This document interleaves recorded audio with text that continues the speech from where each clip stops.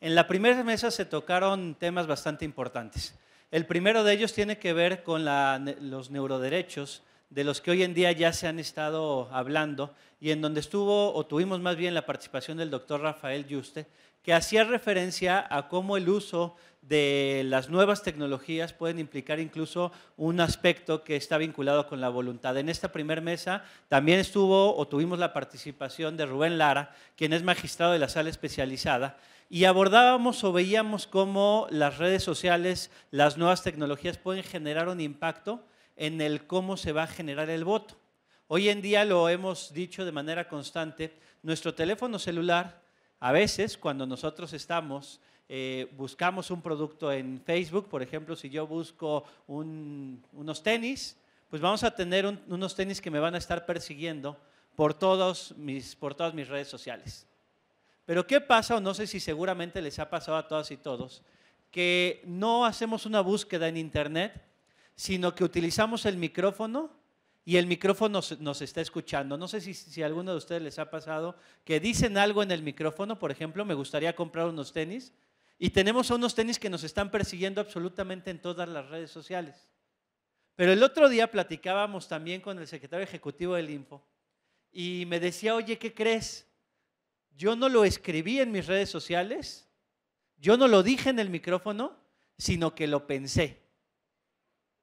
Parece inverosímil, pero es una realidad. Y a la reflexión que llegamos o conclusión que llegamos es que más que el teléfono adivine nuestros pensamientos, el teléfono puede inducirnos cómo pensar.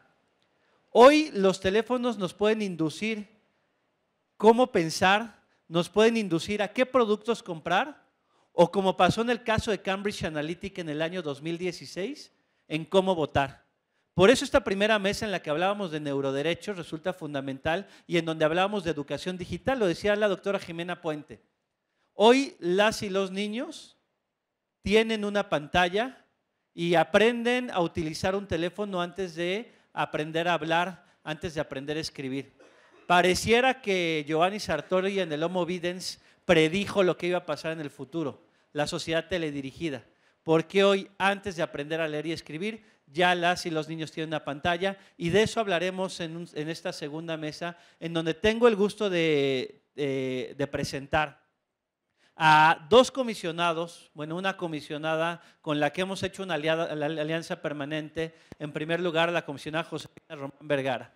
La comisionada Josefina Román Vergara ha sido de las precursoras y principales impulsoras de los derechos y la protección de datos personales en el mundo digital. Por eso para mí es un gusto presentarla, porque junto con la comisionada Josefina Román Vergara empezamos a idear esta Carta de Derechos de la Persona en el entorno digital. Inspirados sí en la Carta Española, inspirados sí también en la Carta Iberoamericana de Derechos Digitales, pero decidimos hacer una carta a la mexicana y una carta que fuera más de avanzada, y de ello nos hablará la comisionada Josefina Román Vergara, quien será la primera en hacer uso de la voz. En un segundo momento, el comisionado Julio César Bonilla Gutiérrez, a quien saludo y agradezco también, y que nos hablará también de cómo se crece o cómo crecemos hoy en día con más de 2 o 3 pantallas.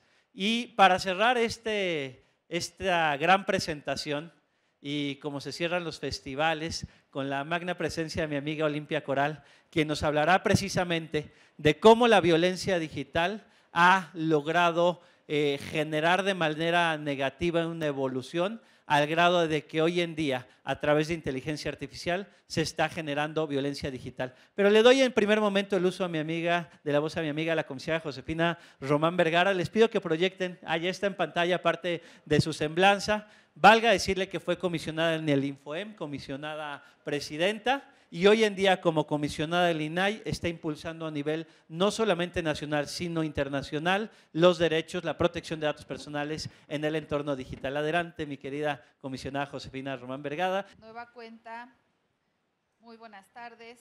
Ya, estoy tomando el tiempo para no pasarme. Gracias, gracias chicos. Como ven, esta fotografía es de alguien que me quiso mucho, me quiere mucho. Bien. Muy bien. A ver, la presentación de esta carta es muy importante no solo para comisionadas y comisionados que la trabajamos en el seno del Sistema Nacional. Es muy importante porque, como seguramente ya les dijeron antes, es un documento en principio no vinculante. No vinculante significa que no obliga a empresas que hacen tratamiento masivo de usos de datos personales, no obliga a particulares, no obliga a instituciones públicas, sujetos obligados o sujetos regulados. Pero ¿por qué es importante? Ya Rodrigo refirió hace rato otras cartas relativas a los derechos digitales, pero esta se diferencia porque contiene capítulos especiales que la iberoamericana, por ejemplo, no lo tiene y que otras cartas no lo contienen. Bien, esta mesa en particular trata de desafíos jurídicos y éticos en el entorno digital. Yo alcancé a escuchar muy afortunadamente algunas de las presentaciones anteriores, procuraré no repetir esta parte y centrarme en otros aspectos. Solo me tomaré un minuto porque es muy importante que ustedes sepan la calidad de los ponentes que hemos escuchado. Rafael Yuste es el científico que inició este tema desde un encargo que le hizo primero el presidente Obama y que hoy a través de su fundación ha seguido trabajando el tema. Hoy tenemos aquí a la doctora Jimena Puente de la Mora, podemos decir que es ex comisionada presidenta del INAI, pero hoy es la especialista de protección de datos personales en Banco Mundial. Gracias, está el comisionado Julio, pero además Julio Bonilla, que tiene muchos proyectos muy interesantes con universidades, por supuesto que agradecemos esta parte. Y de manera muy especial, por supuesto, a mi compañero y amigo Arístides Rodrigo Guerrero, porque efectivamente un día dándole vueltas al tema de protección de datos, ¿qué debíamos hacer? Y creo que dos proyectos interesantes posicionamos. Uno, la ruta de la privacidad, para que se hablara en todo el país durante todo el año del tema del derecho a la privacidad. Y este tema que se logró concluir, la Carta de los Derechos de la Persona Digital, un código de buenas prácticas que además, seguramente también ya se los dijeron, se abrió una convocatoria, se hizo una convocatoria abierta para recibir opiniones de especialistas, de académicos, de estudiantes, de investigadores, de periodistas, de comisionadas, comisionados del país. Y la sorpresa fue que hubo mucho interés y además tuvimos opiniones de muy diferentes países, si mal no recuerdo, de Argentina, de Uruguay, de Chile. Entonces, es una carta muy rica que sabemos que puede ser referente a nivel internacional. Esta diferencia es importante. Bien, en el tema que nos ocupa, desafíos jurídicos y éticos en el entorno digital. Yo lo primero que diría, ¿cuál es el primer desafío jurídico que tenemos en México? En México, como ustedes saben, en principio, el derecho a la privacidad y a la protección de los datos personales es un derecho humano reconocido en nuestra Constitución. No en todos los países de Latinoamérica es el caso y no en todos los países del mundo. Entonces, en principio, ese es un dato interesante. Y otro dato interesante es que en México tenemos legislación que diferencia al sector público del sector privado. La Ley General de Protección de Datos en posesión de sujetos obligados, entonces establece principios, deberes y obligaciones para todas las instituciones públicas, federales, estatales y municipales. A la fecha, el número de sujetos obligados en estos tres niveles de gobierno son más de 8,200. Entonces, esto nos permite ver la importancia del tema. En materia de particulares, ¿qué ocurre? Tenemos una Ley Federal de Protección de Datos Personales en posesión de particulares. En particulares no hay un padrón como tal. Tenemos un censo del INEGI que nos dice que más de 5 millones de personas físicas y morales hacen tratamiento de datos personales. Aquí el tema es que en particulares no son sujetos obligados, son sujetos regulados, pero la ley de particulares es de 2010. Evidentemente, es una ley que requiere actualización, porque en 2010 fue una muy buena ley, sin embargo, a la fecha no habla nada, por ejemplo, de tecnologías de la información y comunicación. ¿Qué es lo que hace falta actualizar? Evidentemente, hace falta actualizar el tema de derechos humanos en el ámbito digital. Hace rato todos los ponentes coincidieron, a ver, estamos hablando de derechos humanos y los derechos humanos aplican a todas las personas. El tema es que aplican en la vida real y en la vida digital. Lo que escribes o haces o dejas de hacer te sigue, esa virtualidad te sigue a la vida real. Entonces la conclusión es que los derechos humanos que hoy la Constitución me reconoce en la vida real, debe existir ese nexo legal para que me lo reconozcan en la vida digital. Luego entonces mi primera conclusión sería, bueno, tenemos que hacer esta actualización, especialmente en la Ley Federal de Datos Personales que aplica a particulares para este reconocimiento inequívoco de todos los derechos humanos, en particular el derecho humano a la privacidad y el derecho humano a la protección de los datos personales. Y entonces el tema se hace mayúsculo, porque cuando yo hablo de eso, tengo que reconocer que en la virtualidad, en las nuevas tecnologías de la información y comunicación, ocurren muchos eventos, muchos sucesos, muchas acciones que rebasan nuestras fronteras.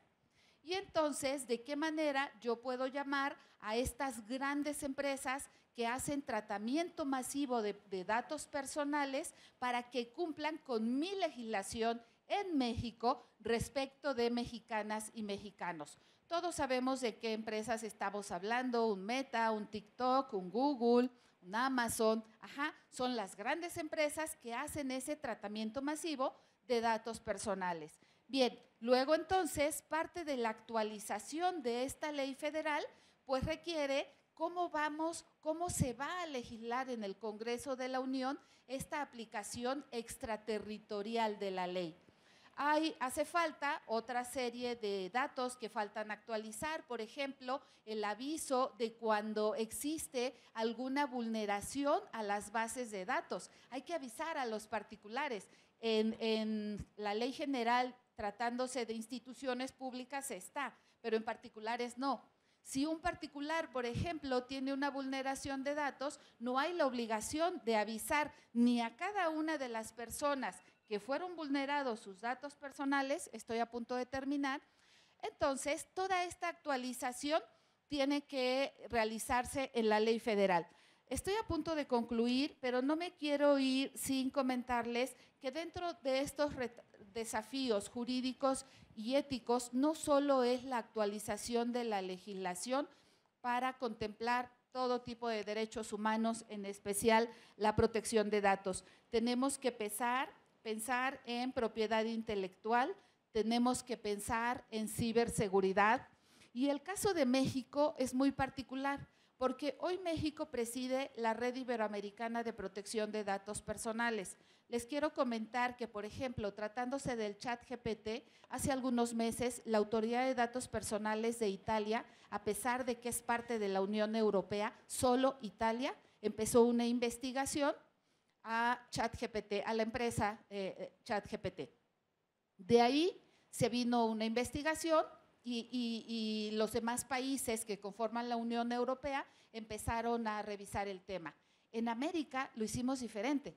A través de la Red Iberoamericana de Protección de Datos que preside el INAI, propusimos a las autoridades de protección de datos de Latinoamérica que enviáramos esta investigación, pero de manera conjunta y coordinada. Entonces, es la primera vez en toda la historia de América Latina donde estos ejercicios se realizan de manera conjunta, y la verdad es que fue verdaderamente un éxito. Ya de acuerdo con la legislación de cada país, hemos iniciado verificaciones de acuerdo a ley con los procedimientos que deban de ser. ¿Cuál es el tema, por ejemplo? El tema es menores.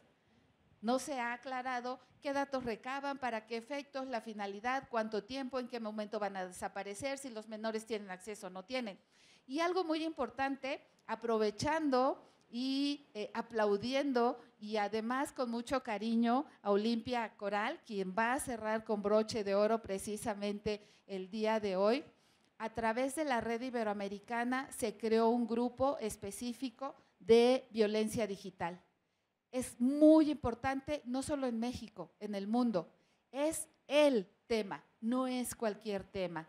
Entonces, a mí me parece que si México de alguna manera está posicionándose a nivel internacional en el tema de derecho a la privacidad, en temas de violencia o de privacidad con grupos en situación de vulnerabilidad, pues al interior debemos no solo posicionar, reflexionar, tomar acciones, hacer política pública transversal que realmente nos garantice, en principio, la no violencia digital, por supuesto, atender a grupos de situación de vulnerabilidad. Este código de buenas prácticas también hace referencia a la ética en la inteligencia artificial.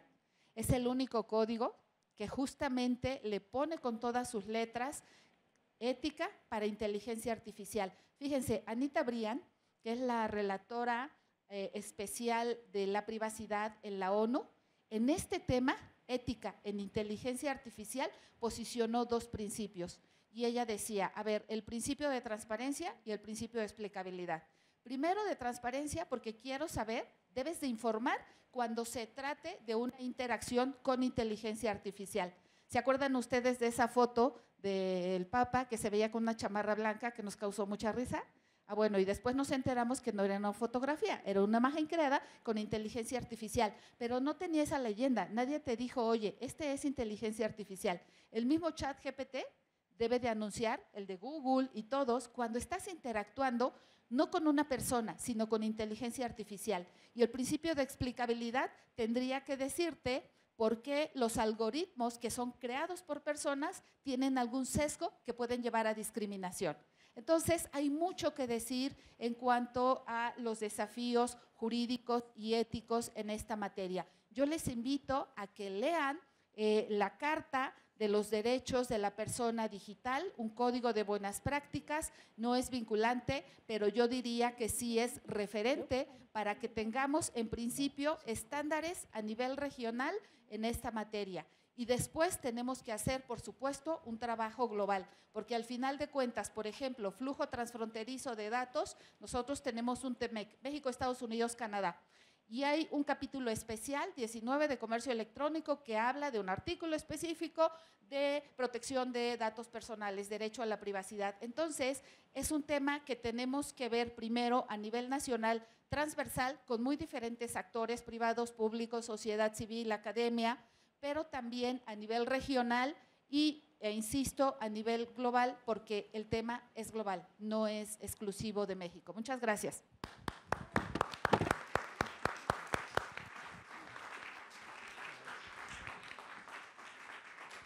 Pues muchísimas gracias a la comisionada Josefina Román Vergara, quien aborda de manera muy atinada precisamente cómo se encuentra la legislación hoy en día en México. La ley federal, como bien lo dijo, es del año 2010. El mundo ya está trabajando en legislaciones que protejan los datos personales en el mundo digital. Ejemplo de ello lo tenemos en la Ley de la República Digital Francesa del año 2016 o la Ley 3/2018 española. Ojo, previo a la pandemia ya estaban regulando los entornos digitales. Por eso muy atinada la participación de la comisionada Josefina Román Vergara, a quien le agradecemos y quien aborda también el tema de inteligencia artificial. A continuación me voy a permitir presentar a un gran amigo que además es comisionado del Info de la Ciudad de México, es colega, fue comisionado presidente. Hoy en día, además fue coordinador nacional de órganos garantes, profesor de esta Facultad de Derecho, seguramente lo han visto por los pasillos, destacado universitario, y le cedo el uso de la voz a mi amigo el comisionado Julio César Bonilla y les pido un fuerte aplauso para él.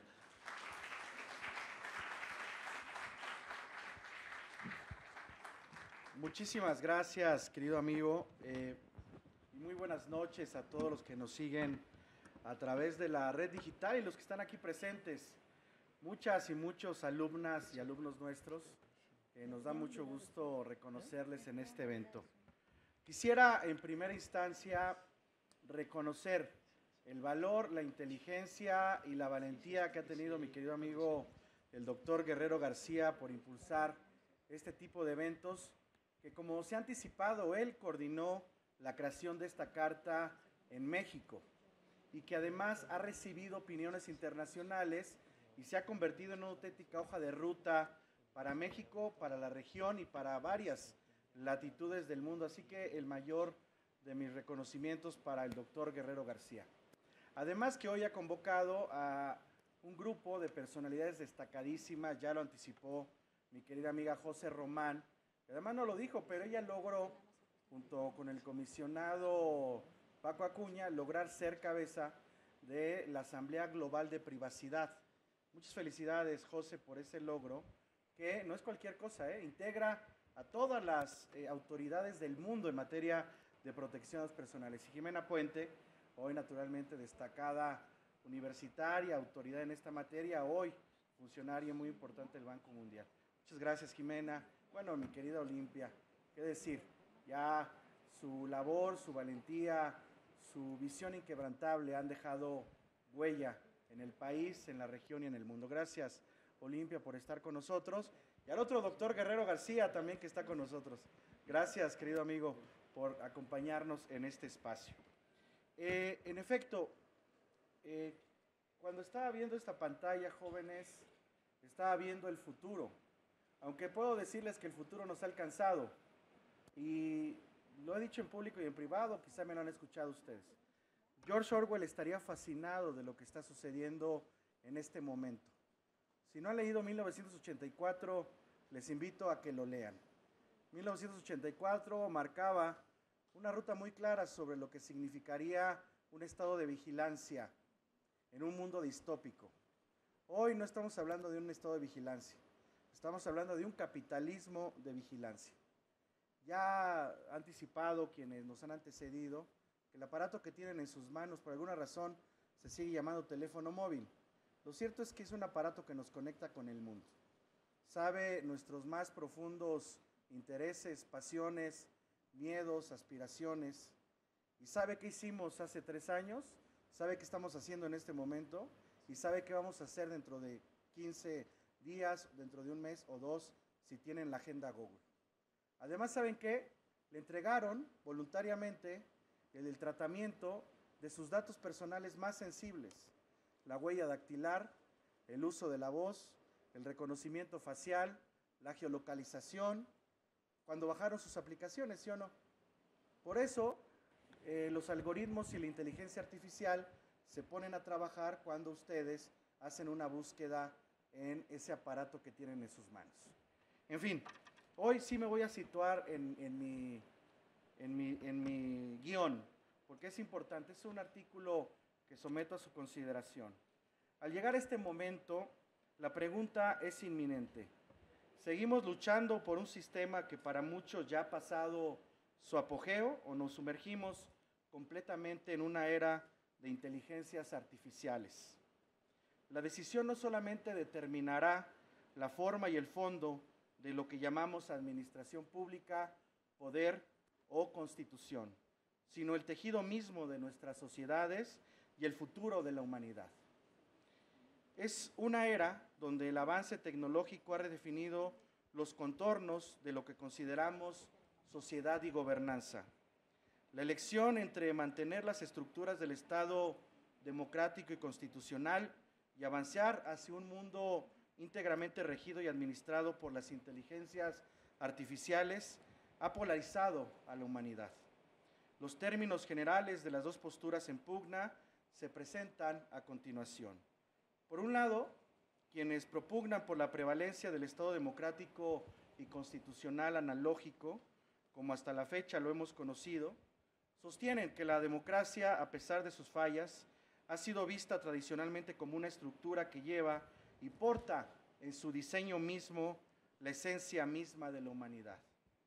Desde las polis griegas hasta las modernas repúblicas, la idea de administración del pueblo por el pueblo y para el pueblo ha sido el núcleo de muchas civilizaciones.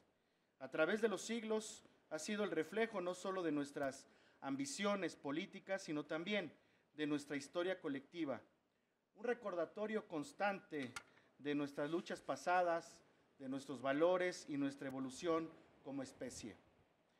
desde la Ilustración, que dio lugar al Estado democrático y constitucional y posibilitó que imagináramos mejores escenarios, los cuales nos portaron desde ese momento, y no con pocos esfuerzos, a la posibilidad del Estado social de derecho que construimos tras la primera mitad del siglo XX, y ambos así conjuntamente nos sirvieron de base para la construcción social, colectiva, dialógica y profundamente política que conocemos como Estado democrático y constitucional.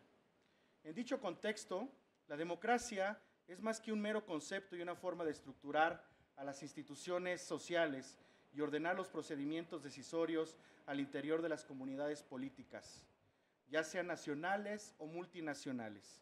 Es principalmente un modo de vida asociado a la experiencia comunicativa, conjunta y participativa en que las personas deben referir su propia acción a la de otros y considerar la acción de otros para apuntalar y dar dirección a la suya al involucrarse en lo público. En ese sentido, la democracia no es solo un método y su avance, al igual que su desarrollo, se vinculan con rasgos o contenidos sustanciales que se relacionan y a su vez con la cultura, que se vincula con rasgos o contenidos sustantivos de la humanidad. A su vez con la cultura y justamente la tosquedad y crudeza propias de lo natural, y que en el terreno de lo personal se relaciona con la apreciación de ideas, de diversidad y de amplitud de intereses humanos. Además del diseño intrínseco de la democracia, con sus sistemas normativos e institucionales de pesos y contrapesos, ha servido como un eficaz modo de evitar y combatir la acumulación y la monopolización del poder. Lo anterior mediante mecanismos de exigencia de responsabilidad pública en sus vertientes, tanto horizontal como vertical. Posiblemente el argumento más apasionado a favor de mantener estas estructuras democráticas radica en nuestra comprensión de los derechos humanos y sus libertades. Por muy avanzadas que estén las máquinas, argumentan los puristas, carecen de la capacidad para comprender completamente los matices y profundidades de la experiencia humana. ¿Cómo puede una máquina, sin importar su nivel de sofisticación, entender verdaderamente los valores intangibles como el amor, el sacrificio o la libertad en los muy diversos sentidos y proyecciones que tienen para nosotros las personas? ¿Y cómo garantizar que las inteligencias artificiales respetarán y protegerán derechos y libertades fundamentales? Sin embargo, mientras estos argumentos resuenan con profundidad para muchos en el planeta, las voces también a favor de las inteligencias artificiales se levantan como banderas poderosas y presentan una perspectiva igualmente persuasiva. Argumentan que las máquinas operan sin prejuicios, emociones o agendas políticas que a menudo nublan el juicio humano, ofreciendo soluciones objetivas y basadas en datos a los problemas. En un mundo cada vez más complejo y acelerado, la capacidad de las inteligencias artificiales para reaccionar en tiempo real a crisis globales es vista como una ventaja inestimable.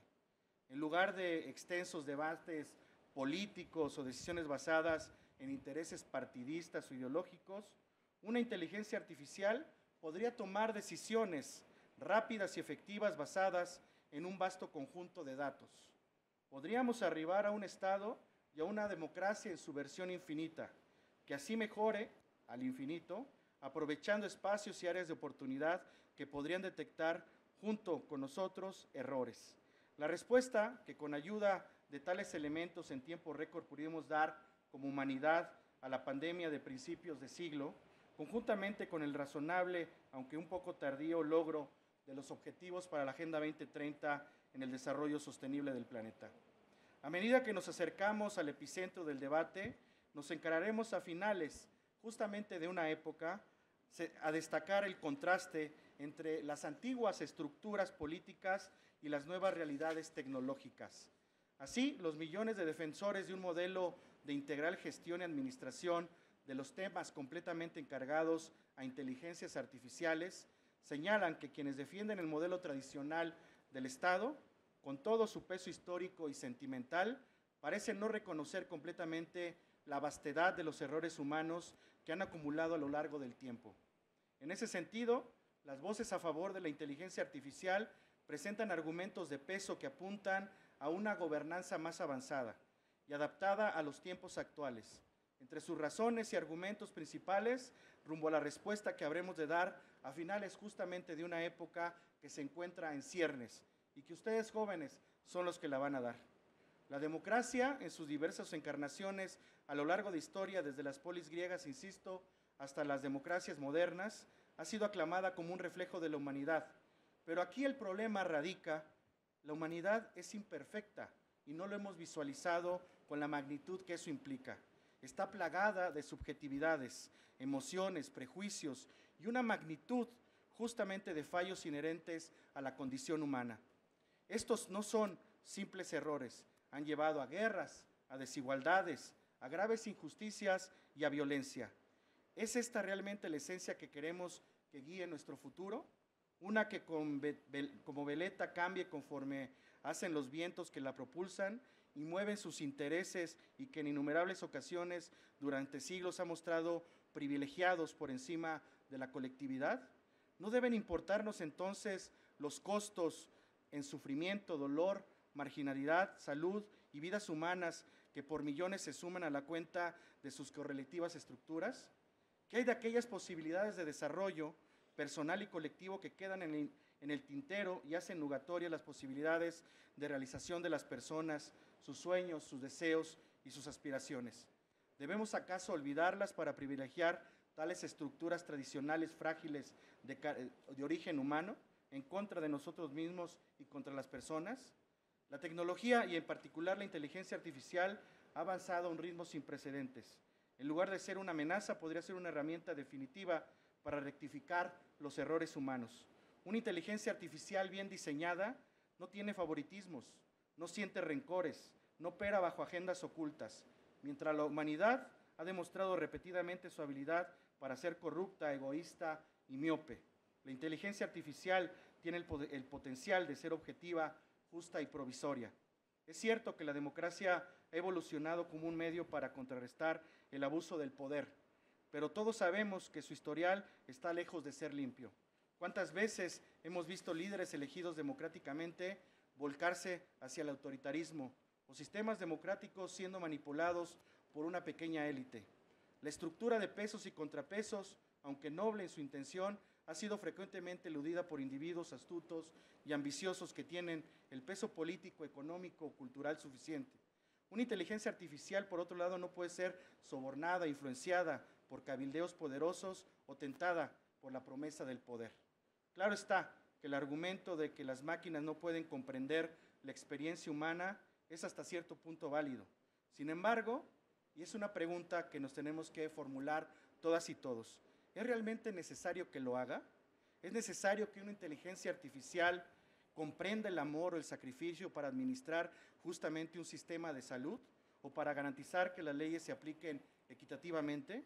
Aunque los seres humanos son profundamente emocionales, estas mismas emociones a menudo nublan el juicio y llevan a decisiones irracionales. En lugar de ver a la inteligencia artificial como una entidad fría y desalmada, podríamos considerarla una extensión lógica de nuestro deseo de justicia, de paz, de desarrollo y de equidad, de nuestras propias mentes potencializadas a partir de los desarrollos tecnológicos que hemos logrado y alcanzado. La democracia siempre ha sido una herramienta, un medio para alcanzar un fin, no un fin en sí mismo. Si la inteligencia artificial puede ofrecer una versión mejorada, más justa y más eficiente de la democracia, ¿por qué resistirse? Y cierro con una frase que es una cita en realidad bíblica, en la que nos ponemos y debemos ponernos a pensar, a reflexionar y con ello a apostar a un futuro mejor para todas y todos. La inteligencia artificial, como los algoritmos, son un producto humano, jóvenes.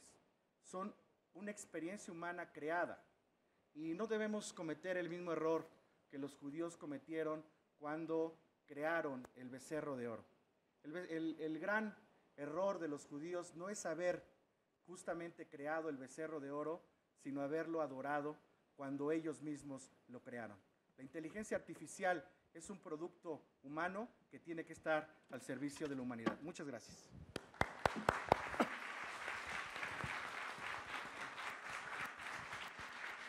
Muchísimas gracias al comisionado Julio César Bonilla Gutiérrez, quien hace referencia al uso de inteligencia artificial de manera muy atinada. Es un capítulo que incluye la Carta de Derechos de la Persona en el entorno digital y valga la pena señalarlo, la comisionada Josefina Román hizo mención de la famosa imagen del Papa Francisco que traía una chamarra muy moderna y que fue creada a través de inteligencia artificial. Seguramente ustedes ya habrán escuchado la canción de Bad Bunny creada con inteligencia artificial o a Vicente Fernández cantando una canción de Peso Pluma, porque hoy con inteligencia artificial están clonando la voz, están generando imágenes que no son reales, pero lo más terrible es que a través de inteligencia artificial a cualquiera de los que nos encontramos en este auditorio podrían desnudarnos y podrían generar contenido pornográfico tal y como ya ha ocurrido en Perú, ya está ocurriendo en España y ocurrió en nuestra institución hermana, el Instituto Politécnico Nacional. ¿Cuáles son los grandes retos que implica el uso de inteligencia artificial? Hoy en día, que insisto, estamos en transición a un entorno digital, esa respuesta nos la responderá mi querida Olimpia Coral, que no necesita presentación porque Olimpia ha sido una mujer muy valiente, una mujer que en Huauchinango, que logró romper fronteras, y lo digo no solamente en el ámbito nacional, sino que la Ley Olimpia, además de ser una realidad a nivel nacional, la Ley Olimpia se está convirtiendo en una realidad a nivel internacional.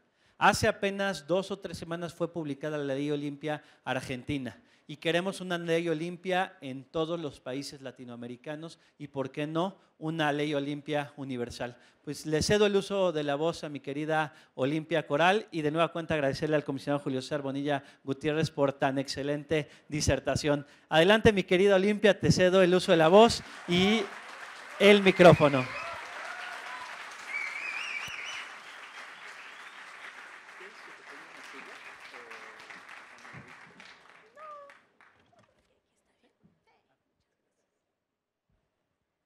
Bueno, pues muchas gracias. Voy a bajar esto para vernos mejor.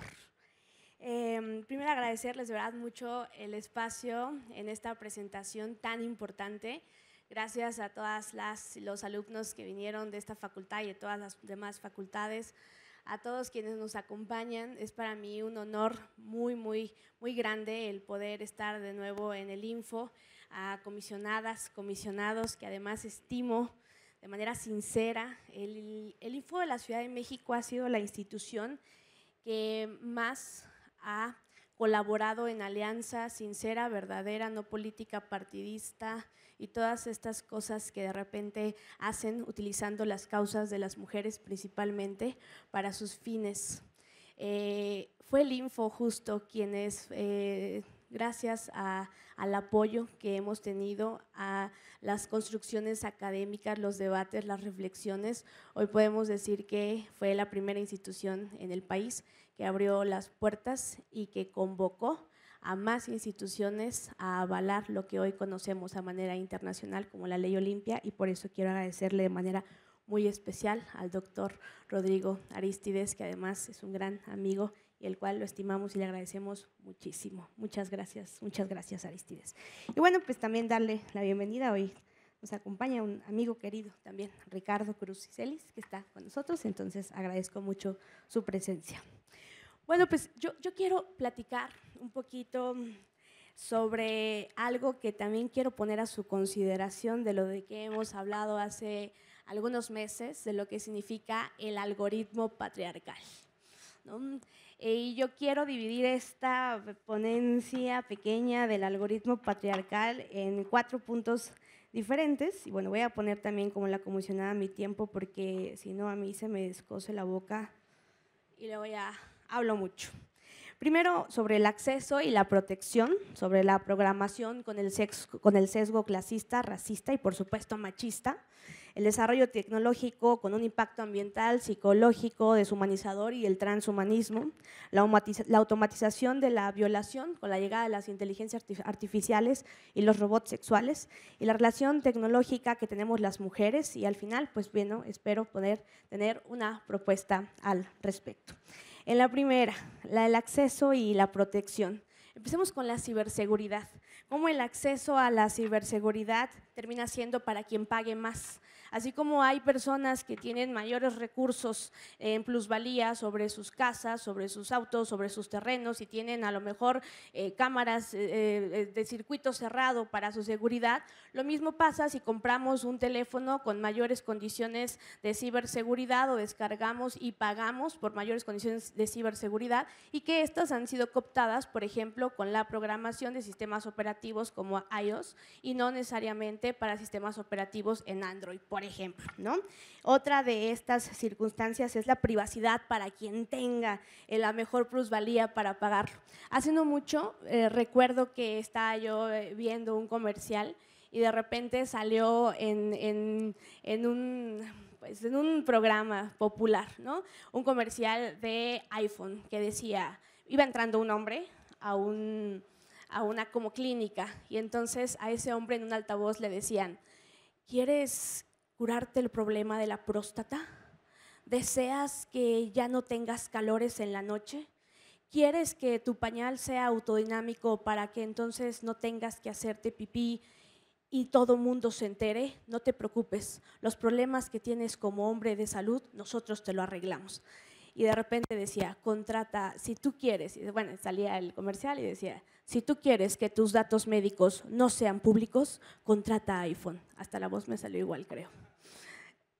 Y entonces a mí me voló la cabeza, o sea, yo no sabía que teníamos que pagar para que nuestros datos médicos, por poner un ejemplo, fueran entonces datos de nosotros y necesariamente los tuvieran las empresas, ¿no? Yo no sabía que ahora teníamos que pagar. ¿Quién tendrá el dinero entonces para pagar por su privacidad cuando este es un derecho humano completamente inalienable? En este sentido, hablemos de la brecha digital para adultos mayores.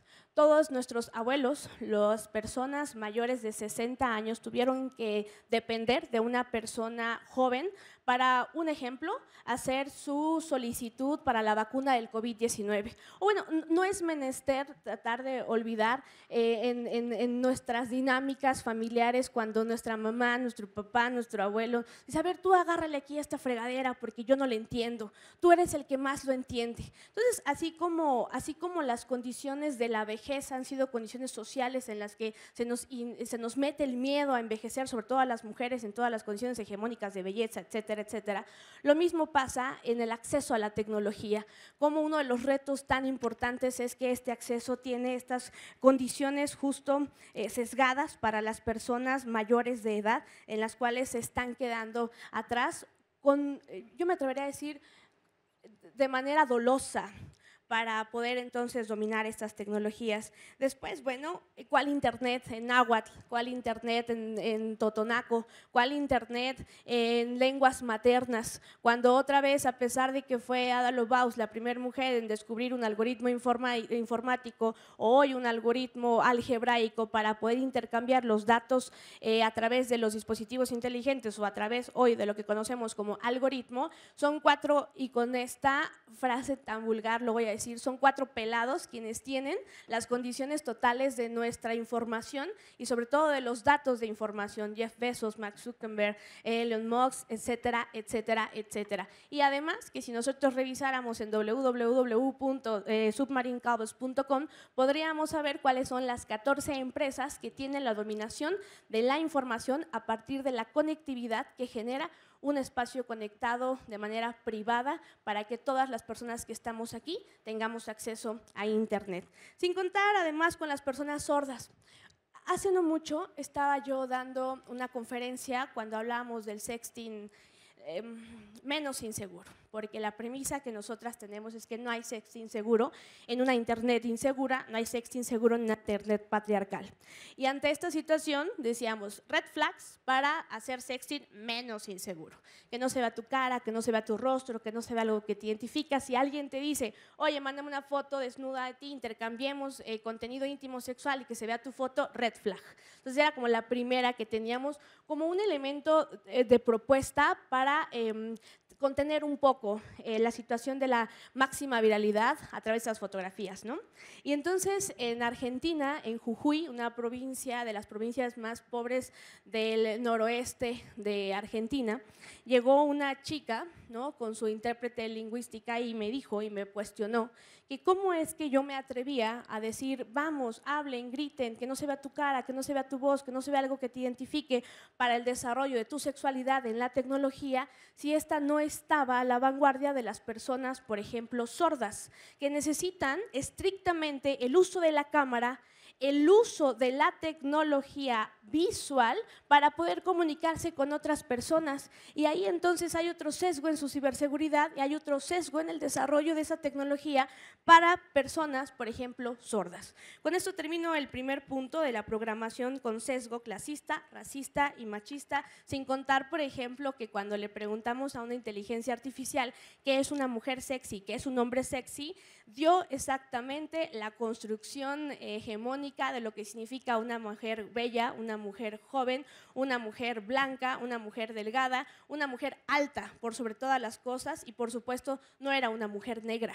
Y cuando le preguntábamos sobre el hombre, dibujó exactamente las mismas condiciones y cánones estereotipados de belleza y no nos vamos a hacer tontos, nadie nos está viendo, vamos a ser transparentes en este marco, nada más nos están viendo quienes estamos viéndonos a través de las pantallas, pero si yo les preguntara, caballeros, imagínense una mujer sexy enfrente de ustedes, ¿qué tipo de mujer se imaginarían? ¿Cuál sería la mujer sexy?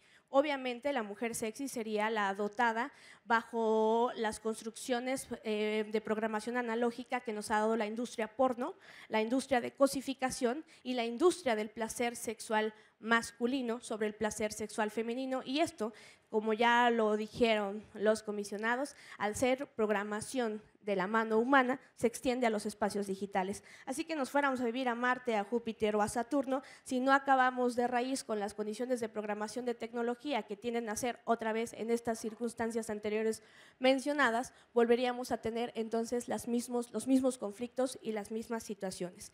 El desarrollo tecnológico con impacto ambiental, y esta es la primera vez que voy a hablar de manera muchísimo más técnica al respecto, ¿no? No solamente el desarrollo tecnológico tiene el impacto ambiental, sino también psicológico, deshumanizador y sobre el transhumanismo. Desde que Anna Hathaway hablaba de los cyborgs, por ejemplo, de mitad humano, mitad máquina, hoy en día no es como que es una película de ciencia ficción. Una persona que tiene un brazo dinámico para poderse mover ya está siendo un cyborg. Entonces, ¿en qué sentido los derechos tecnológicos y los derechos digitales dentro de nuestras leyes están considerando el uso de esta tecnología para los transhumanismos, o sea, para las personas que también hoy en día utilizan mitad máquina y mitad humano? Eso es una reflexión al aire, pero bueno. Fíjense, existen 14 minerales fundamentales para el desarrollo tecnológico y se espera, por supuesto, a finales del 2030, que la demanda incremente hasta un 300%. Entre ellos, por supuesto, el cobalto, el litio, el titanio, el nidanium, el gallium, el nobio y el selenio. Los materiales como mercurio producen daños en el cerebro y en el sistema nervioso. Los materiales como el plomo, con el que se hacen nuestros teléfonos celulares, potencializan el deterioro mental e intelectual. Por poner un ejemplo, un tubo fluorescente contamina 16,000 litros de agua, mientras que una batería de níquel contamina 80,000 litros de agua. En esto hablo sobre el impacto ambiental que no se está regulando, que no se está generando de manera reflexiva, no solamente en las leyes, sino en los permisos que tienen las empresas para poder tener hoy un teléfono celular. Y además, con la vigencia que nos están dando, un teléfono celular comprado a partir del año 2019 tiene una vigencia entre 1 y 2 años, empieza a fallar, tienes que volver a comprar otro, sin hablar además del impacto que genera la contaminación de la basura digital. Una nueva esclavitud hoy humana se da gracias a la inteligencia artificial, y ahí hablo en mi otro punto sobre la colonización digital, que es un gran momento para nombrarlo en el marco de este evento cuando hablamos de los retos de los derechos digitales. Por ejemplo, para ChatGPT y para DALL-E, ¿no?, la clasificación de datos es etiquetada, por ejemplo, por humanos. Si pensamos que ya se desarrollaron las tecnologías y que nada más es la máquina la que está automatizando y programando, no es así. Todavía de la mano humana se necesita el etiquetado de estos datos de información. ¿Y saben quién hace el etiquetado de esta información? Sí, la mano de obra barata de niños, de niñas, de adolescentes y sobre todo de mujeres. En países como India y en países incluso latinoamericanos como Venezuela, son la obra de los sures globales la que está generando hoy en el desarrollo de la tecnología una cuenta pendiente de la que no se habla históricamente, que es la nueva esclavitud digital con el desarrollo de la colonización de la misma. Y bueno, la explotación de infancias en la República Democrática del Congo. Los niños trabajan un mes, a veces sin salario, y desgraciadamente esto sin hablar de que es la violación de su derecho humano al ser niños explotados. Se venden 54 smartphones móviles cada segundo, lo que supone casi 1.000 millones de teléfonos al año. Y estos teléfonos están construidos, por ejemplo, con un mineral muy importante como el coltán, en donde la Unión Europea ya ha regulado la explotación de estos minerales de sangre, le llaman así, minerales de sangre. Esto significa que, ¿por qué no nos ponemos a pensar en el término del desarrollo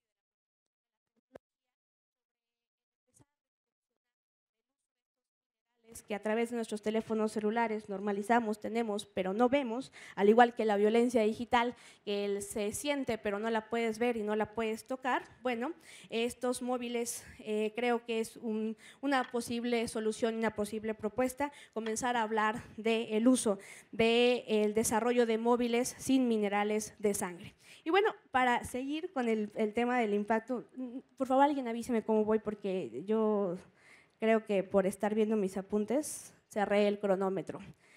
Y bueno, aquí quiero detenerme un poquito porque quiero cerrar con mi último punto sobre el por qué creo y el por qué consideramos el alzar la voz de manera internacional sobre este algoritmo patriarcal. Lo primero es porque ha servido, por ejemplo, para la relación de la tecnología y de las mujeres, y quiero que brevemente hagamos un mapa conceptual. La primera vez que yo vi a una mujer tecnológica, a un robot dentro de mi imaginario como niña, fue en los Supersónicos con Robotina. Fue la primera mujer que yo vi siendo robot. Más adelante, ¿no?, empezamos y hacemos, vamos a un estudio cronológico breve, muy breve, de cómo es nuestra relación de las mujeres con la tecnología. Fue la primera mujer, Robotina. Pero si nos vamos un poquito para acá, si vemos, por ejemplo, que robota significa justamente un ente al servicio, nos podemos entender si ese servicio tiene un sesgo masculino o tiene un sesgo femenino, y la respuesta es la segunda. Tiene un sesgo de ocupación, de trabajo, de usurpación y de cosificación femenino. La alteración, por ejemplo, de Siri, de Alexa, voces de qué tienen, de mujeres al servicio, que te ofrezco, que te doy, que necesitas, ¿no? Y si nos vamos un poquito más para acá, hoy empresas como Sexdoll están vendiendo por $6,000 a imagen y semejanza un robot sexual para poder tener relaciones sexuales, otra vez al placer sexual masculino. Le llaman juguetes sexuales, aunque creo que debería ser un debate más que moral, debería ser un debate muy real, porque hay una desventaja en la utilización de nuestro cuerpo. ¿Cómo podríamos tener placer las mujeres cuando me dicen, oye, pero es que consumen, también esta empresa Sexdoll desarrolló un hombre para el placer sexual femenino? Pero es que aquí hay un sesgo muy importante. ¿Cómo podemos hablar del placer sexual femenino instalado por la automatización de los robots si a veces ni siquiera conocemos nuestro cuerpo? ¿Cuántas, si yo me quisiera atrever a preguntar en este escenario? Por favor, levanten la mano. ¿Quién ha tomado un espejo de las mujeres que se encuentran aquí y se ha visto la vulva? Nadie nos está viendo. 1, 2, 3, 4, 5, 6, 7. ¿Sabemos la diferencia entre nuestra vulva y nuestra vagina? Vaya, Si comenzáramos a platicar un poquito del clítoris, el único órgano sexual humano única y exclusivamente dedicado al placer, del cual no se tenían estudios hasta hace 20 años, habla estrictamente de la condición de segregación hacia nuestra dominación del placer como un derecho sexual para las mujeres. Si no conocemos nuestro propio cuerpo por las condiciones, o nuestro cuerpo ha sido un territorio de conquista, así como los españoles en los 1500 vinieron a ponernos la Nueva España, el doctor Falopio le vino a poner las trompas de Falopio, según el descubrimiento que existía. No, doctor Falopio, usted no descubrió absolutamente nada, no llegó con su condición de privilegio a decir yo tengo estudios, yo puedo tener acceso a la ciencia, yo sí tengo acceso a la educación, tengo un cuerpo humano femenino, acabo de descubrir que estas dos cosas se llaman las trompas de Falopio, tal cual lo hizo Cristóbal Colón con la Nueva España o con la Nueva América. Las mujeres no conocemos a nosotras mismas y cuando comenzamos a masturbarnos, a vivir nuestra vida, termina siendo en el uso y usufructo de las condiciones del placer sexual masculino. Aquí quiero llegar con esto, que la tendencia de la creación de la tecnología en los robots sexuales tiene una subordinación femenina. Los servicios digitales, en 2023 los primeros desarrollos de mujeres robots del sexo. Si hiciéramos un análisis para el futuro, en 2025 se empezarían a comercializar estos robots sexuales. ¿Para quién sería el acceso? Si el acceso de las tecnologías, el acceso a la ciberseguridad es para quienes más tienen, ¿cuál sería el acceso para los hombres y para las mujeres, y además de estas segregaciones? Yo quiero además continuar y terminar ya cerrando. ¿Cuántas personas decían? Si nos parece, hace no mucho le preguntaba yo a una de mis autoras favoritas sobre el uso de robots y de estas condiciones de violencia que yo veo, ¿no? Y me decía que estaba muy alejado, que todavía no se podía, y me puse a investigar el dato. En 2013 solamente el 9% de las personas, de 229 encuestados por una encuesta de Post-Young, señalaron solo el 9% que tendrían sexo con robots. Y además el 81% señaló esto como inaceptable, guácala, jamás, eso no pasaría. En 2017, el 40% de los mismos encuestados, todos hombres heterosexuales, dijeron que podría haber la posibilidad de sí tener sexo con robots. Hoy, 49% de las personas en estas mismas condiciones señala que en los próximos 50 años sí podría aceptar tener sexo con robots. Entonces, sí cabe la posibilidad. Aquí la pregunta es, ¿en qué condiciones se están programando estos robots para el sexo? Y además ha sido, obviamente, en la extensión de la violencia sistémica que vivimos en los espacios online a los espacios online, en el sometimiento como parte importante de la sexualidad robotizada. Si alguien piensa que estas ideas son muy mafufas, que además quiero decirles que es la segunda vez en mi vida que utilizo este término mafufo. La primera vez fue cuando yo hablé de la ley Olimpia, justo en la Sierra Norte de Puebla, en Huauchinango, y cuando explicaba que teníamos que legislar para poder contener las imágenes sexuales reales o alteradas distribuidas sin consentimiento de las personas. Y hoy, no sé, creo que es importante tomar estas reflexiones, porque ¿será que estos humanoides, será que estas condiciones, será que estas empresas como Sexdoll, por ejemplo, no tendrían que tener regulaciones y no tendríamos que estar pensando en un futuro si es que uno de los dos, Harmony, por ejemplo, uno de los dos robots sexuales, a los 2 meses fueron regresados a la misma empresa porque la persona que los compró los destruyó por sus filias y sus fantasías sexuales. Si estamos hablando de la dominación del cuerpo y quienes defienden que a través de un baby pussy, por ejemplo, con $5,000 se va a acabar la pedofilia, ¿no? Y a través de la extensión de esto con la tecnología, no te preocupes, Olimpia, voy a contratar un robot sexual y así ya no violo mujeres. No te preocupes, Olimpia, voy a contratar un baby pussy y así ya no voy a querer violar niños y así ya no voy a querer tener tecnología, cuando 1 de cada 5 videos en el mundo son de niños. 1 de cada 5 videos en el mundo, fíjense bien, de la explotación sexual infantil son de niños mexicanos, lo que significa que en este momento, mientras una persona se está masturbando con un video sexual de un niño que fue tomado desde el niño en el chapoteadero, el niño en la alberquita, de una condición mucho más normal, cuando tiene el encuentro con la tecnología, se encuentra además con una condición de cosificación a la industria porno y termina siendo un contenido para empresas como XXN Videos o Pornhub.com, en el sentido además de redes privadas virtuales en donde las condiciones de los agresores digitales están más protegidas ante la explotación sexual. ¿En qué condiciones se da el placer entonces? Al ejercer violencia, en forzar. Harmony y Zulana, por ejemplo, estas mujeres robots, tuvieron que resistir y perpetuar, porque además fueron dotadas con inteligencia artificial para saber los deseos del hombre que las compró, ¿no? Yo lo pongo en la mesa porque a mí me parece muy importante entender que mientras vivamos en los sures globales, aunque si le diéramos vuelta al mapa, la Patagonia fuera el norte global, ¿quién puso estas reglas para empezar? La colonización.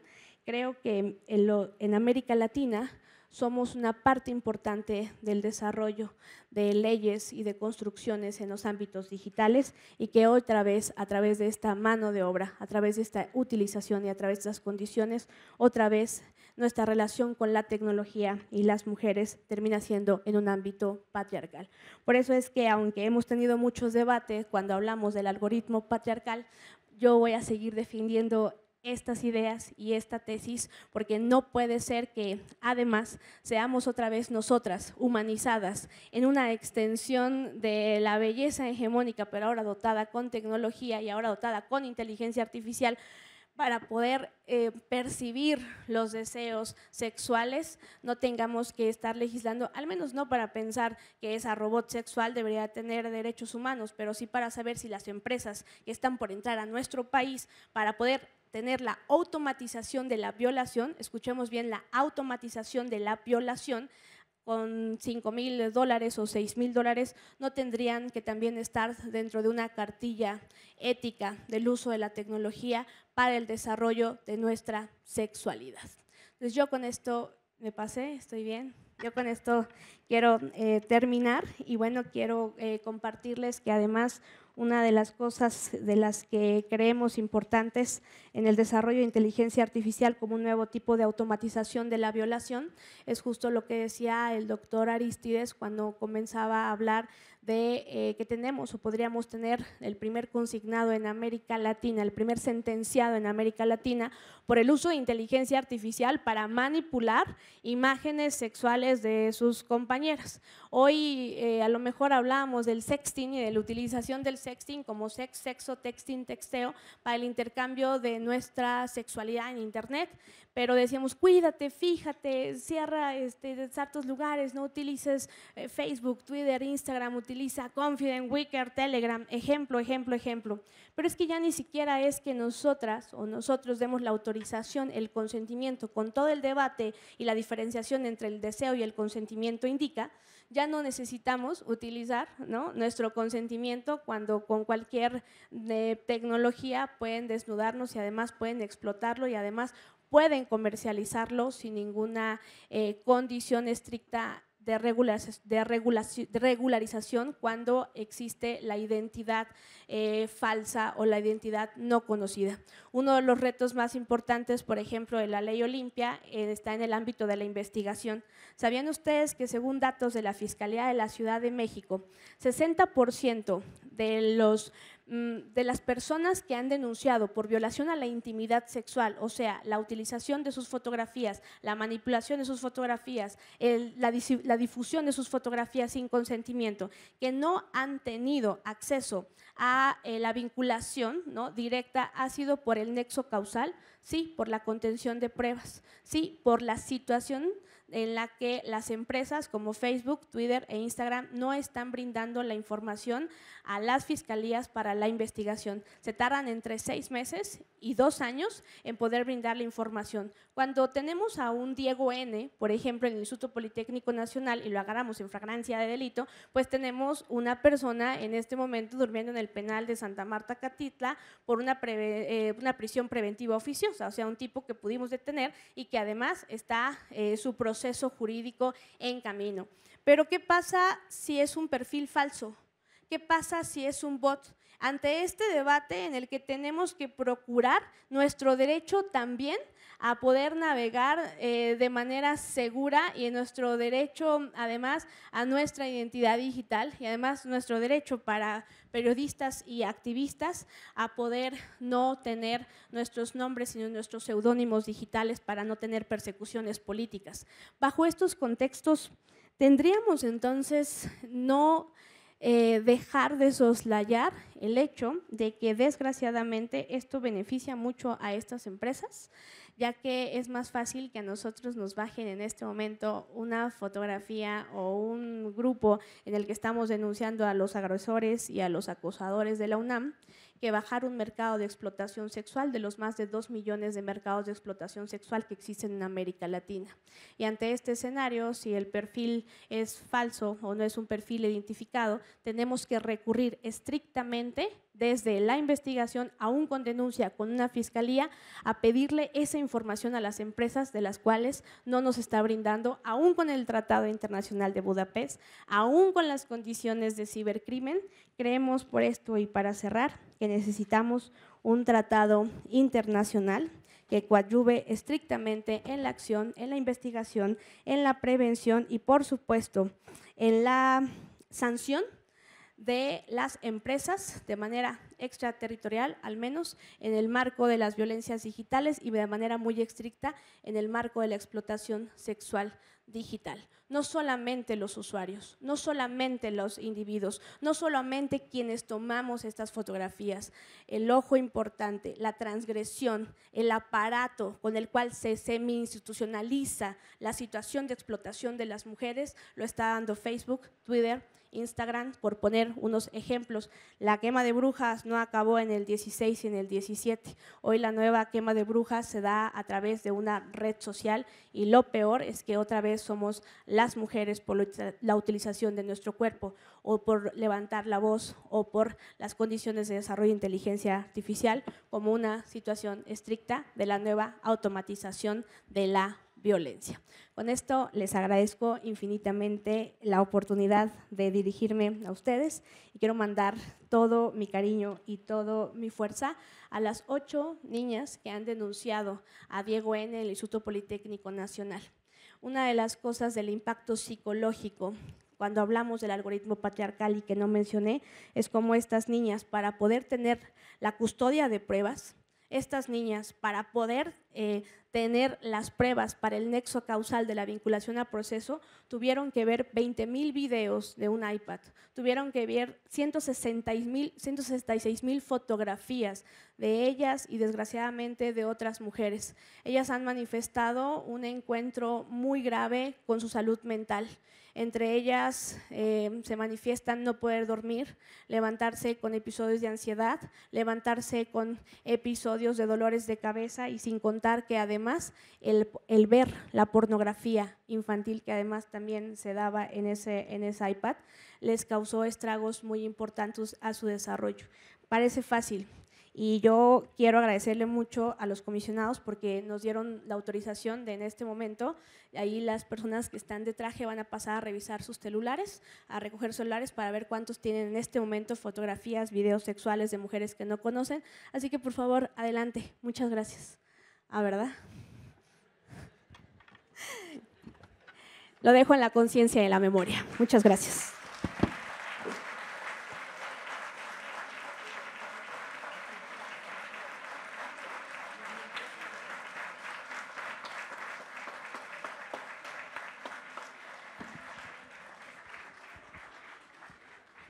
Excelente ponencia de Olimpia Coral como siempre y sobre todo hablando del uso de la inteligencia artificial y decir que Olimpia fue muy valiente en Huauchinango y además tuvo el apoyo de su mamá. En alguna vez tuve la oportunidad de conocer a la mamá de Olimpia y Olimpia narró precisamente cómo fue gracias al apoyo de su familia que logró impulsar esta denominada Ley Olimpia. También Olimpia ha platicado acerca del momento en el que llegó con su familia y se enfrentó ante esta situación. Tuvo ese apoyo de su familia, de su mamá, y pensó, nos lo platicó en alguna ocasión Olimpia, pensó en el suicidio.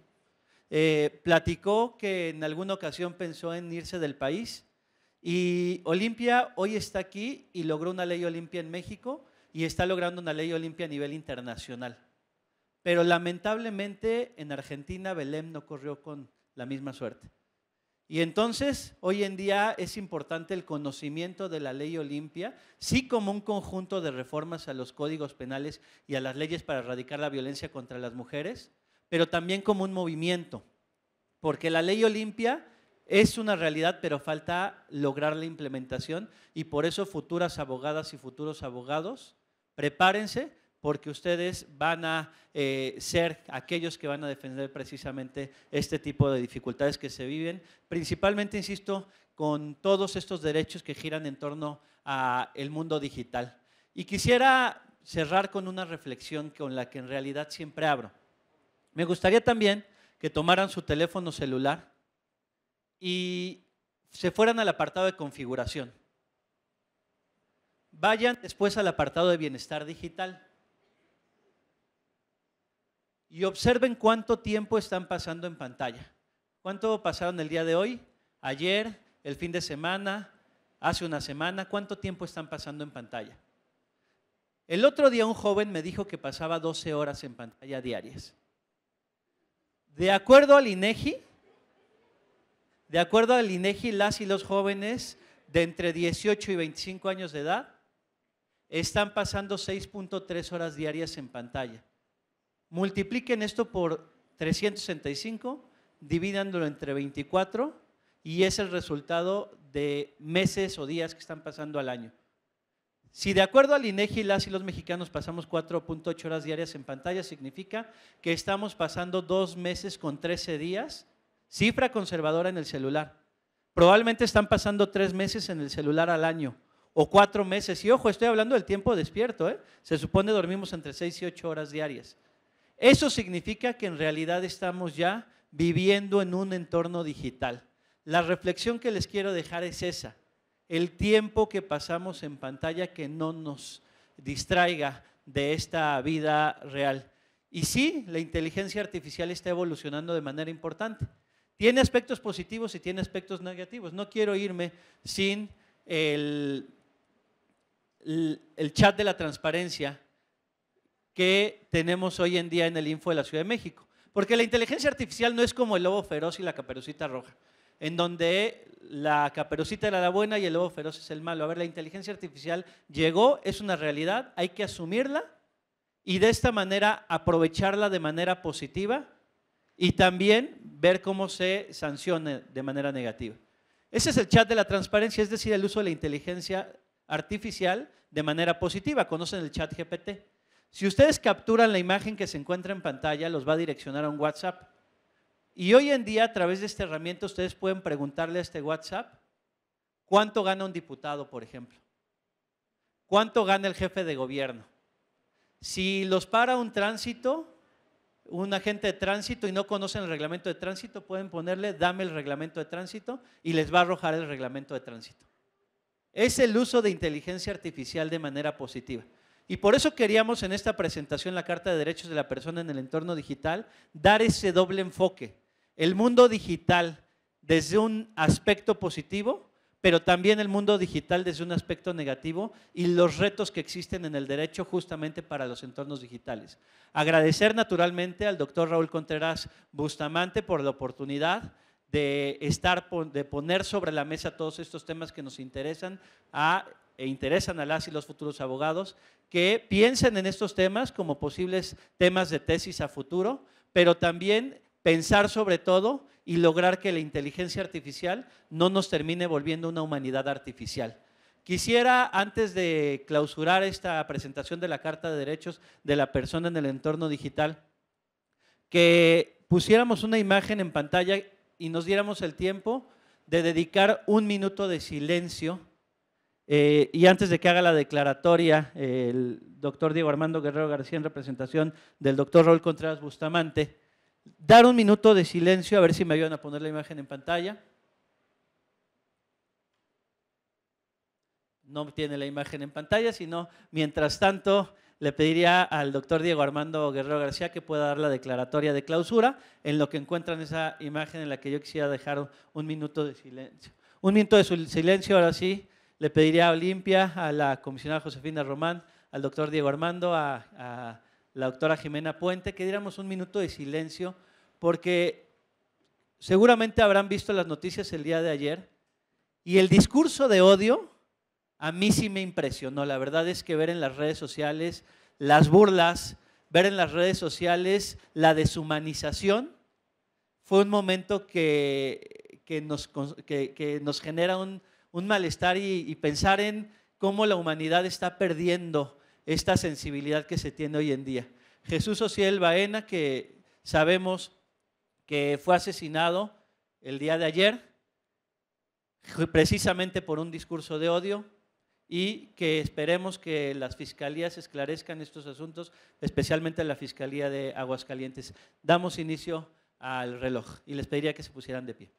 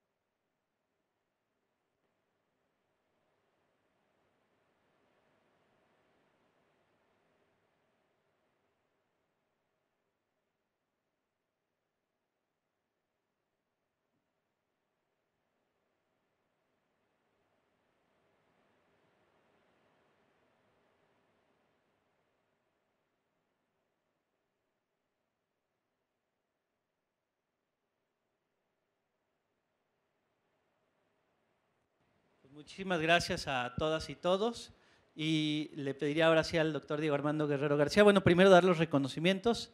Un fuerte aplauso para la comisionada Josefina Román Vergara. Bienvenida, comisionada, y gracias por la presentación de la Carta de Derechos de la Persona en el Entorno Digital. Naturalmente al doctor Julio César Bonilla Gutiérrez y naturalmente a nuestra amiga Olimpia Coral. Muchísimas gracias por estas maravillosas ponencias, por esta oportunidad de presentar esta carta. Pásale aquí al centro, mi querido. Y muchísimas gracias de nueva cuenta al doctor Raúl Contreras Bustamante. Si gusta el doctor Diego Armando Guerrero pasar a clausurar esta presentación de la Carta de Derechos de la Persona en el Entorno Digital. Muy buenas noches tengan todas, todos ustedes. La verdad es que es un privilegio que en la Facultad de Derecho se haya llevado a cabo precisamente la Carta de Derechos de las Personas en el Entorno Digital, porque es precisamente cuando uno empieza a ver el contexto de la digitalización, el contexto de las redes sociales, la capacidad que podamos tener de adaptabilidad. Decía Darwin que no van a crecer ni los más rápidos ni los más fuertes, sino los que tengamos esta capacidad de adaptarnos. Y con esta carta es precisamente no alejarnos de lo que está sucediendo, sino cómo regulamos, cómo fortalecemos. La verdad es que este ejercicio ha permitido tener las diversas voces que han venido a la Facultad de Derecho en esta institución donde se están formando las y los abogados de este país, de la máxima casa de estudios, y la verdad es que esto nos lleva a reflexionar a nuevos temas. Yo estoy consciente que hay temas en los cuales nos llaman la atención, el derecho civil, el derecho penal, el derecho administrativo, pero también la realidad es en esas ramas en las que nos encontramos, empezar a enfocarnos a estos nuevos temas que nos permiten ampliarlos, sobre todo en un ejercicio, una tesis, y sobre todo con una perspectiva de derechos humanos. Quiero reconocer que desde esta Facultad de Derecho, un hombre que se ha comprometido, que ha cambiado la visión que se tiene del alumnado, es el doctor Raúl Contreras Bustamante. Un hombre del que nos sentimos orgullosos en esta institución por quien nos representa, por el trabajo que ha realizado y que sin lugar a dudas ha puesto a la Facultad de Derecho en el lugar en el que se encuentra. Entonces, desde luego, siempre va a estar esta apertura porque el doctor siempre está abierto a estos espacios, y a nombre de él damos por clausurado este evento a las 8:38 y felicidades por haber sido parte de este ejercicio democrático, transparente, que nos va a permitir construir a los futuros abogados y abogadas de este país. Es cuanto.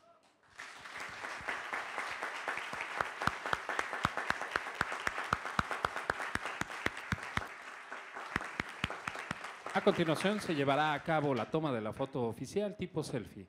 Les pedimos al auditorio si se puede poner de pie. Muchas gracias.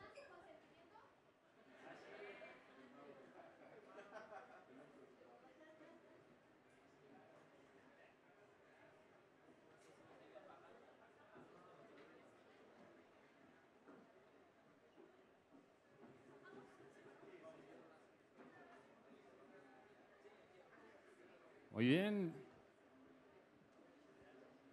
Preparados para la foto.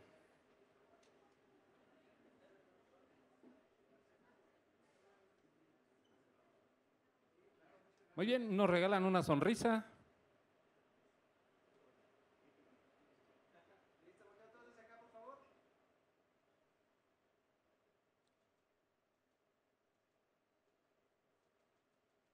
Muchas gracias. Les brindamos un fuerte aplauso.